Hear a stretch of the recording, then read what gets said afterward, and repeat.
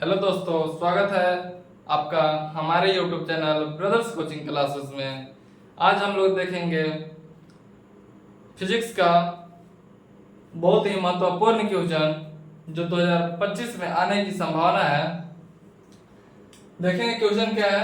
अवतल दर्पण किसे कहते हैं? अवतल दर्पण किसे कहते हैं और इसके उपयोग को लिखें। अवतल दर्पण किसे कहते हैं और इसके उपयोग को लिखें। ये 5 नंबर में हमेशा आता है और आने की संभावना है, तो आप लोग बढ़िया से देखिएगा, हम बढ़िया से पढ़ाएंगे आप लोगों को। तो देखते हैं अवतल दर्पण किसे कहते हैं।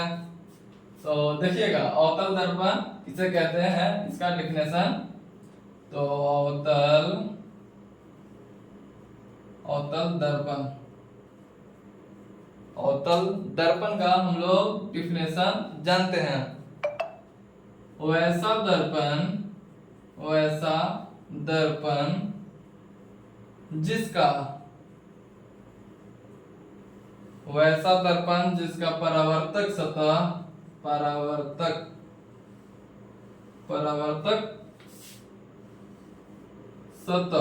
वैसा दर्पण जिसका परावर्तक सतह धंसा होता है। क्या होता है? धंसा होता है। कैसा होता है? धंसा होता है तथा उठा हुआ भाग, उठा या उभरा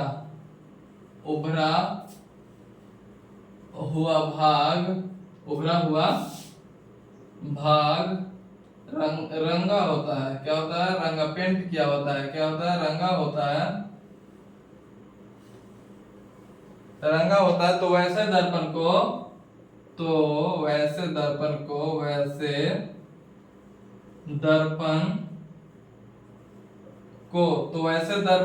क्या कहते हैं? अवतल दर्पण कहते हैं। अवतल दर्पण कहते हैं। क्या कहते हैं? अवतल दर्पण कहते हैं। अवतल दर्पण का हम लोग आपको चित्र बनाते हैं, आपको ये देखिएगा अवतल दर्पण, जिससे आपको समझ में आ जाएगा। अवतल दर्पण का डेफिनेशन क्या बोलता है कि उभरा हुआ भाग जिसका परावर्तक सतह, परावर्तक मतलब जहां से परावर्तन की क्रिया होती है वैसा सतह, जिधर से परावर्तन की क्रिया होती है वो वैसा सतह क्या होता है? धंसा होता है। तो परावर्तन की क्रिया इससे इस तरफ से होता है तो ये धंसा होता है, और उभरा हुआ भाग, उठा हुआ भाग क्या किया होता है? पेंट से रंगा होता है। तो यहाँ पे पेंट से रंग देते हैं हम लोग। यहाँ पे कलई कर दिए, क्या कर दिए? पेंट से रंग दिए। तो ये मुख्य अक्ष है, मुख्य अक्ष, यहाँ फोकस, यहाँ वक्रता केंद्र, और यहाँ पे क्या हो गया? अनंत। यहाँ पे क्या हो गया? अनंत। यहाँ पे ध्रुव, P ध्रुव होता है। तो ये किसका उदाहरण? अवतल दर्पण, अवतल दर्पण है। इसको लिख लीजिएगा और फिर इसको मिटाते हैं, फिर आगे आप लोग को बताते हैं इसके और महत्वपूर्ण बातें, जिससे आपको लिखने पर 5 नंबर दिलाएगा ही दिलाएगा। 5 नंबर कोई काटने नहीं जा रहा है, एग्जामिनर हंस करके देगा 5 नंबर। तो देखिएगा, इसको लिख लीजिएगा, मिटाते हैं।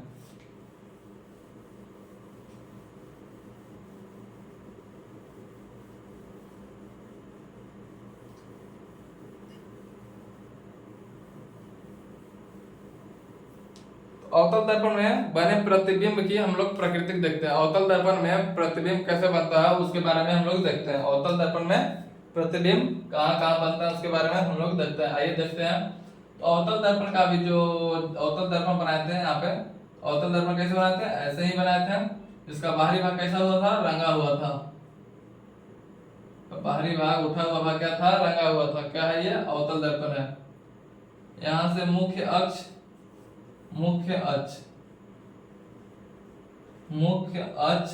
क्या हो रहा है? गुजर रहा है। मुख्य अक्ष गुजर रहा है। यहाँ पे P हो गया पोलर पॉइंट।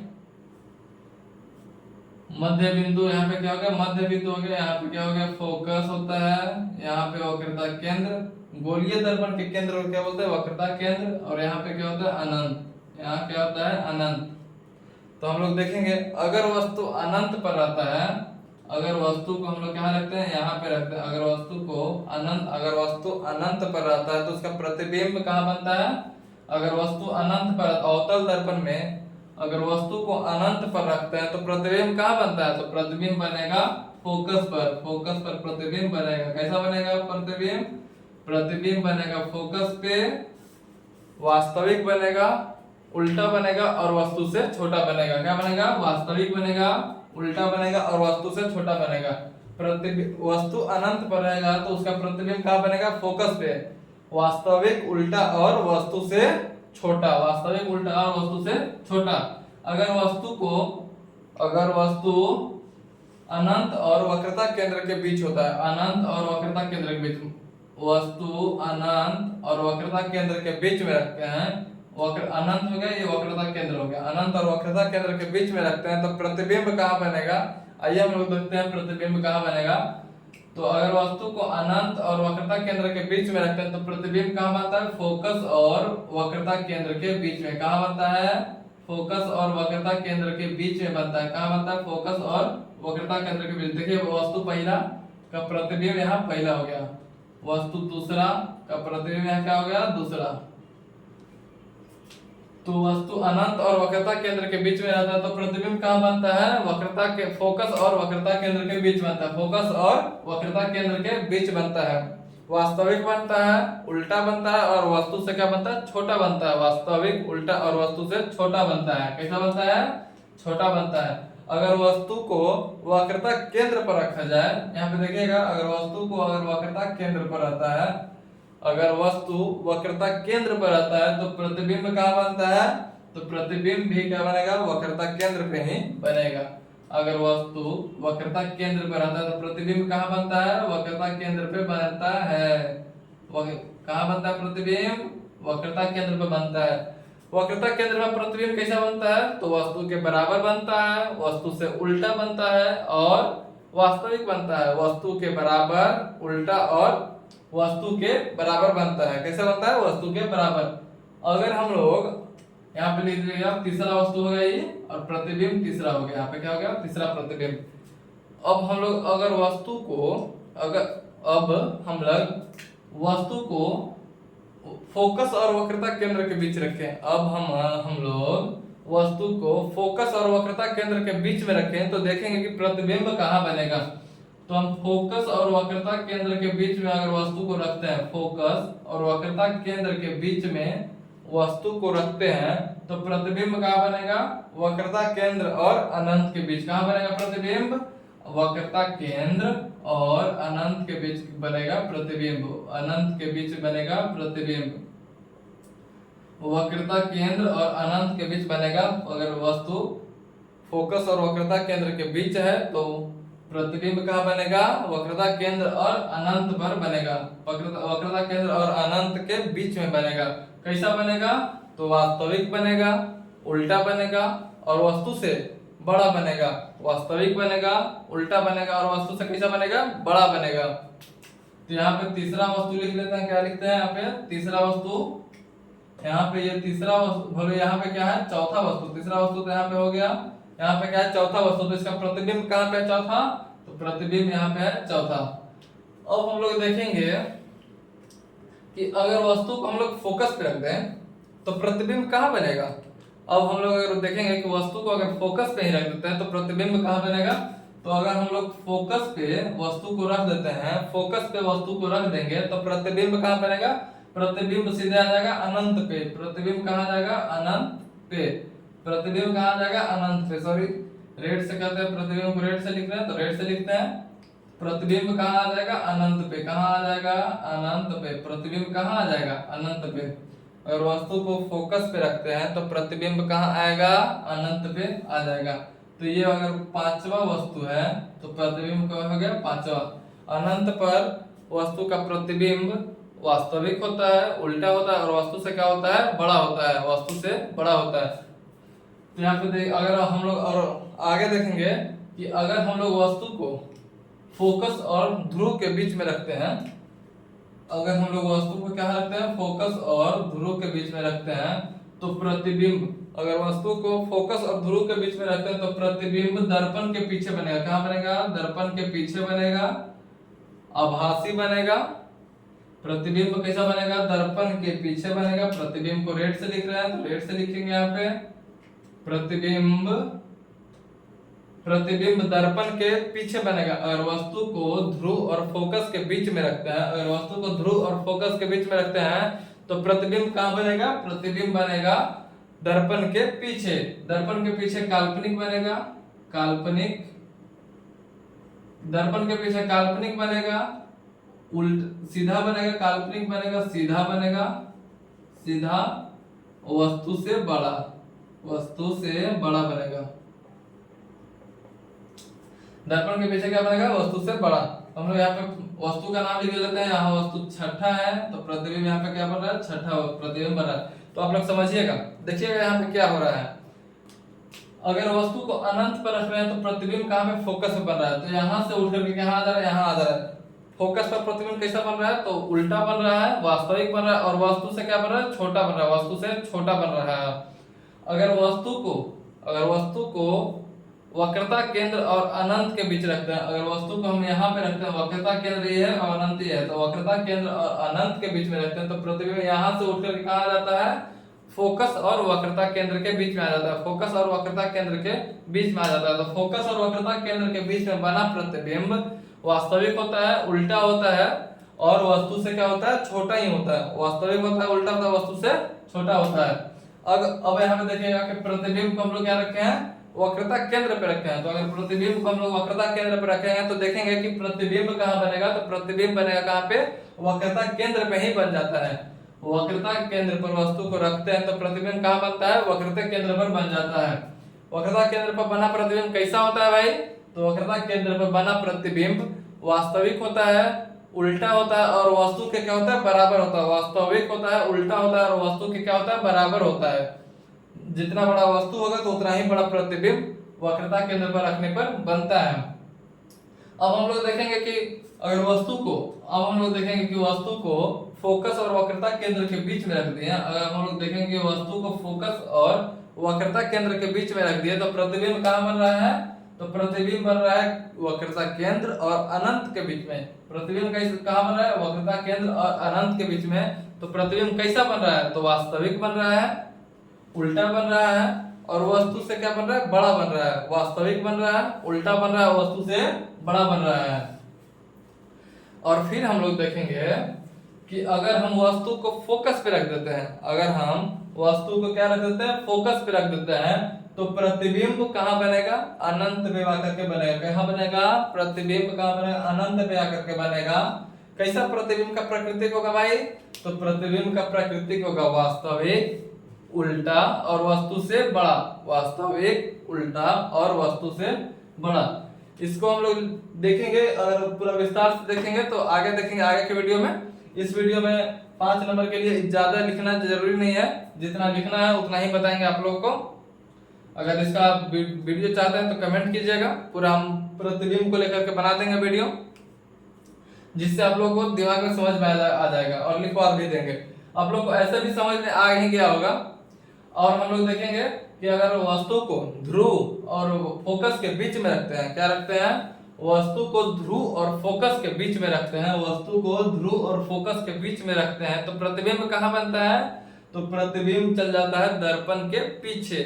दर्पण के पीछे बना प्रतिबिंब कैसा होता है? तो दर्पण के पीछे बना प्रतिबिंब काल्पनिक होता है। दर्पण के पीछे बना प्रतिबिंब कैसा होता है? काल्पनिक होता है, सीधा होता है और वस्तु से क्या होता है? बड़ा होता है। काल्पनिक होता है, सीधा होता है, वस्तु से बड़ा होता है। वस्तु से क्या होता है? बड़ा होता है। अब हम लोग देखेंगे चिन्ह परिपाटी। जान रहे होंगे आप लोग चिन्ह परिपाटी। यहाँ पे ऐसे देखे, मैथ में पढ़े होंगे आप लोग। यहाँ पे x एक्सिस रहता है, यहाँ पे y एक्सिस रहता है, यहाँ पे x डैश रहता है, यहाँ पे क्या रहता है? y dash. इधर का जितना भी अंक होता है, इधर का जितना भी मान होता है, क्या होता है? पॉजिटिव होता है। इधर का जितना भी मान होता है पॉजिटिव होता है। x एक्सिस पर मान क्या होता है? पॉजिटिव होता है। y एक्सिस पर भी क्या होता है? मान पॉजिटिव होता है। x एक्सिस पर पॉजिटिव होता है, y एक्सिस पर पॉजिटिव होता है। x डैश पर क्या होता है? मान निगेटिव होता है। x डैश पर किसी का मान कैसा होता है, निगेटिव होता है। कैसा होता है, निगेटिव होता है। वाई डैश का भी मान कैसा होता है, तो निगेटिव होता है। तो अब हम लोग देखेंगे कि अवतल दर्पण की जगह यहाँ पे ये अवतल दर्पण ऐसे बना हुआ है, तो इसका फोकस दूरी किधर है, एक्स डैश के तरफ। वक्रता केंद्र कहाँ है, एक्स डैश की तरफ। कहाँ है, एक्स डैश की तरफ है। वक्रता केंद्र एक्स डैश की तरफ है। वस्तु कहाँ रख रहे हैं, तो एक्स डैश की तरफ रख रहे हैं। प्रतिबिंब कहाँ बन रहा है, एक्स डैश की तरफ ही बन रहा है। तो हम लोग को इससे यह जानकारी मिलती है, क्या मिलता है, इससे यह जानकारी मिलती है कि अवतल दर्पण में वस्तु की दूरी, फोकस दूरी, वक्रता केंद्र, प्रतिबिंब दूरी क्या होती है, सभी क्या होती है, ऋणात्मक होती है। ऋणात्मक होती है। वस्तु दूरी अवतल दर्पण में वस्तु दूरी ऋणात्मक होती है, प्रतिबिंब दूरी ऋणात्मक होती है, दर्पण दूरी सॉरी वक्रता केंद्र ऋणात्मक होती है। तो आप लोग लिखिएगा, यहाँ पे लिख लीजिएगा। आप लोग यहाँ पे चिन्ह परिपाटी समझ गए होंगे, तो यहाँ पे लिखिएगा अवतल दर्पण में अवतल, यहाँ पे न्यूमेरिकल बनाते समय बहुत ही कंफ्यूज होता है, स्टूडेंट लोग बहुत ही कंफ्यूज होते हैं कि किसको माइनस मिले किसको प्लस मिले, अवतल दर्पण के प्लस मिले या अवतल दर्पण में प्लस मिले। तो इसको देखिएगा बढ़िया से और समझ में आ जाएगा आप लोगों को। तो अवतल दर्पण में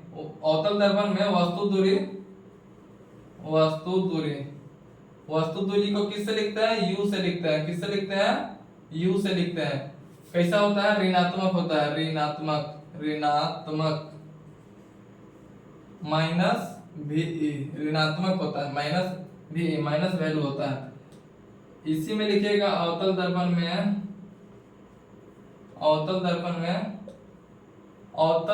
में क्या होता है, प्रतिबिंब दूरी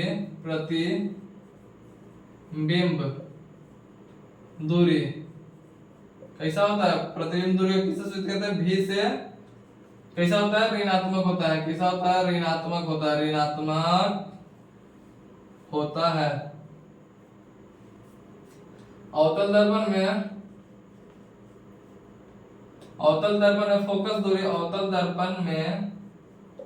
फोकस दूरी कैसा होता है, तो ये भी क्या होता है, ऋणात्मक होता है। कैसा होता है, ऋणात्मक माइनस भी। फोकस दूरी को किससे सूचित करते हैं, एफ से। फोकस दूरी को एफ से। फिर अवतल दर्पण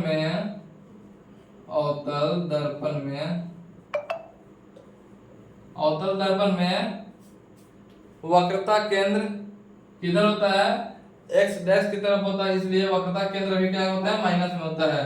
तो वक्रता त्रिज्या या वक्रता केंद्र, वक्रता त्रिज्या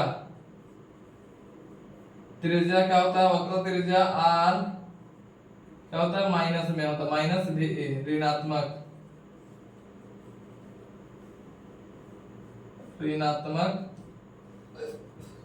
होता है। तो इसको लिख लीजिएगा और ऐसे ही बना लीजिएगा चित्र, जिससे आप समझ लीजिएगा पहला का प्रतिबिंब कहाँ बन रहा है, पहला पे, दूसरा का प्रतिबिंब दूसरा पे, तीसरा का प्रतिबिंब तीसरा पे, चौथा का प्रतिबिंब चौथा पे, पांचवा का प्रतिबिंब पांचवा पे, छठा का प्रतिबिंब छठा पे बन रहा है। ठीक है, तो इसको लिखिए और आगे थोड़ा सा देखते हैं। आगे हम लोग देखेंगे अवतल दर्पण के उपयोग भी 2 नंबर में पूछ लेता है। 2 नंबर में यहाँ से हो गया, अवतल दर्पण पूछेगा। जब अवतल दर्पण किसे कहते हैं, तो अवतल दर्पण का डेफिनेशन लिख देंगे और अवतल दर्पण के लिख देंगे कि अवतल दर्पण वस्तु दूरी ऋणात्मक होती है, प्रतिबिंब दूरी ऋणात्मक होती है। इसको लिख देंगे, 2 नंबर मिल जाएगा और एक चित्र बना देंगे। कैसा बना देंगे, अगर प्रतिबिंब वाला चित्र नहीं भी बनाते हैं तो सिंपल चित्र बना देंगे, यहाँ से यहाँ तक सिंपल चित्र ऐसे बना देंगे तो ये 2 नंबर दे देगा। और फिर आगे बनता है 2 नंबर का सवाल कि इसके उपयोग को लिखे। क्या लिखे, इसके अवतल दर्पण के उपयोग को लिखे। तो हम लोग देखेंगे अवतल दर्पण के उपयोग कहाँ कहाँ किया जाता है, अवतल दर्पण का उपयोग कहाँ कहाँ किया जाता है। हाँ, यहाँ पे एक और बात लिखेंगे, इसको मिटाते हैं। एक और बात आप लोगों को बताते हैं, यहाँ पे लिखवा देते हैं, ऐसे बता दिया लेकिन लिखवा देते हैं। ठीक है, तो यहाँ पे लिखिएगा कि अवतल दर्पण में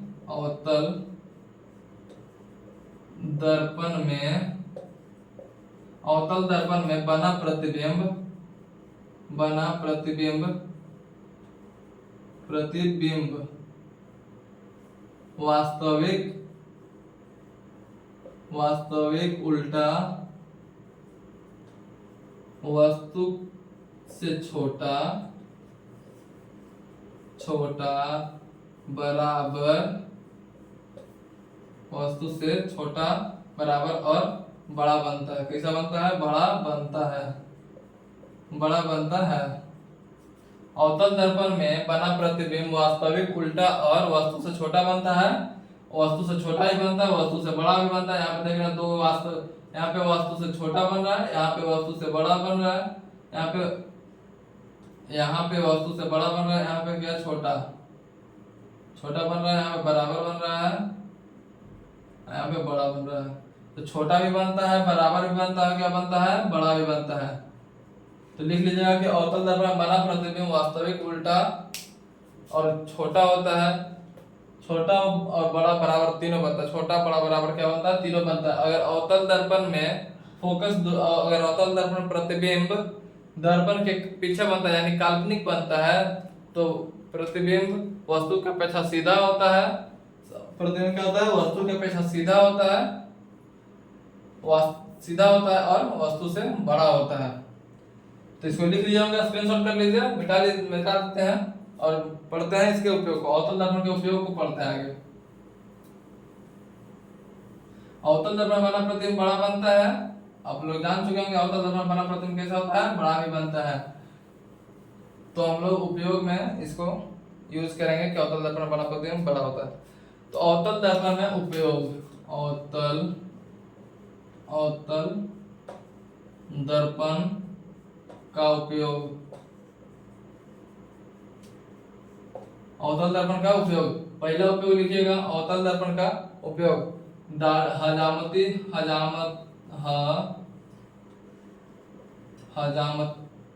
बनाने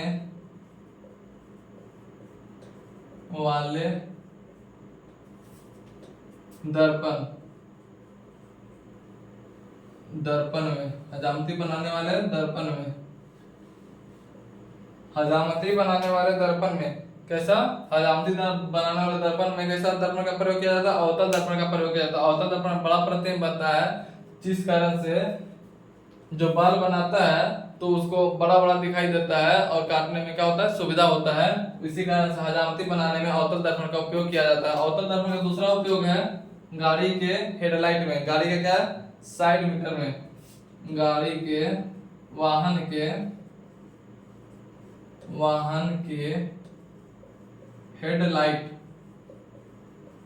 हेडलाइट में अवतल दर्पण का प्रयोग किया।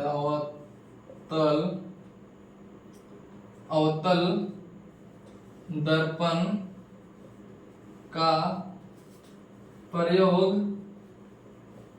प्रयोग किया जाता है। कैसा किया जाता है? अवतल दर्पण का प्रयोग किया जाता है। वाहन के हेडलाइट में अवतल दर्पण का प्रयोग करता है। जो वाहन के, जो गाड़ी के आगे वाला जो मेन बल्ब होता है, जिससे हम सबसे ज्यादा फोकस देता है, तो उसमें क्या होता है? अवतल दर्पण लगा होता है। क्या होता है? अवतल दर्पण लगा होता है। तीसरा लिखिएगा सोलर कुकर में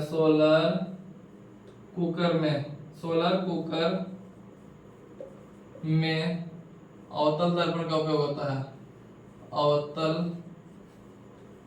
दर्पण का उपयोग होता है। दर्पण का उपयोग होता है। क्या होता है? अवतल दर्पण का उपयोग होता है। चौथा लिखिएगा, जब डॉक्टर के पास जाते हैं गला का इलाज कराने, दांत का इलाज कराने, तो एक क्या बोलते हैं उसको, एक जो लगा कर देखता है, वो हमको पता नहीं चला, अभी याद नहीं आ रहा है, जो लगा कर देखता है वो जो जिस दर्पण का बना होता है वो क्या दर्पण का बना होता है? तो अवतल दर्पण का बना होता है। तो गले कान नाक के डॉक्टर अवतल दर्पण का उपयोग करते हैं। किसका उपयोग करते हैं?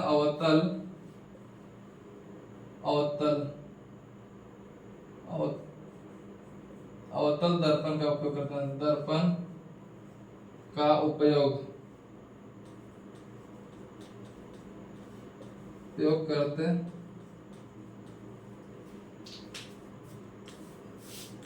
तो ये 4 ठो उपयोग है कि अवतल दर्पण का उपयोग। पहला उपयोग है हजामती बनाने वाले, तो जो हजामत जो बाल बनाते हैं, जो क्या बनाते हैं, बाल बनाते हैं, तो वहां जो पे जो शीशा लगा होता है, कैसा शीशा लगा होता है, तो अवतल दर्पण लगा होता है। कैसा लगा होता है, अवतल दर्पण लगा होता है वाहन के हेडलाइट में। किसके हेडलाइट में, वाहन के हेडलाइट में। तो वाहन के हेडलाइट में कैसा दर्पण लगा होता है, अवतल दर्पण लगा होता है। जिससे क्या होता है, जिससे प्रकाश को एकत्रित कर करके आगे भेजता है, तो अच्छा रोड पे दिखाई देता है। तीसरा उपयोग है सोलर कुकर में। सोलर कुकर में इसका उपयोग किया जाता है। अवतल दर्पण का उपयोग कहाँ करते हैं, तीसरा सोलर कुकर में करते हैं। चौथा कहाँ करते हैं, तो डॉक्टर लोग गला देखने के लिए, कान देखने के लिए, नाक देखने के लिए जिस दर्पण का उपयोग करते हैं, उस दर्पण को क्या कहते हैं, अवतल दर्पण कहते हैं। ठीक है, समझ में आया होगा अवतल दर्पण किससे कहते हैं और अवतल दर्पण का उपयोग। ये क्वेश्चन बहुत ही वेरी वेरी इंपॉर्टेंट है, जो एग्जाम में आने की संभावना है, 2025 का एग्जाम में आने की संभावना है। अगर आप हमारे YouTube चैनल पर नए हैं तो चैनल को सब्सक्राइब कर लीजिएगा। ऐसे ही हम नए नए अभी से फरवरी तक के वीडियो को लाते रहेंगे, जिससे आपको एग्जाम में बहुत ही मदद मिलेगा। क्या मिलेगा, जिससे एग्जाम में आपको बहुत ही मदद मिलेगा और एग्जाम में आपको नंबर लाने में क्या होगा, सफलता आसानी से मिलेगी। और अपने दोस्तों को भी शेयर करें, लाइक करें, और फिर जो पढ़ा रहे हैं वो समझिएगा, और आगे वीडियो आएगी देखिए, शेयर कीजिएगा। धन्यवाद, थैंक यू वेरी मच।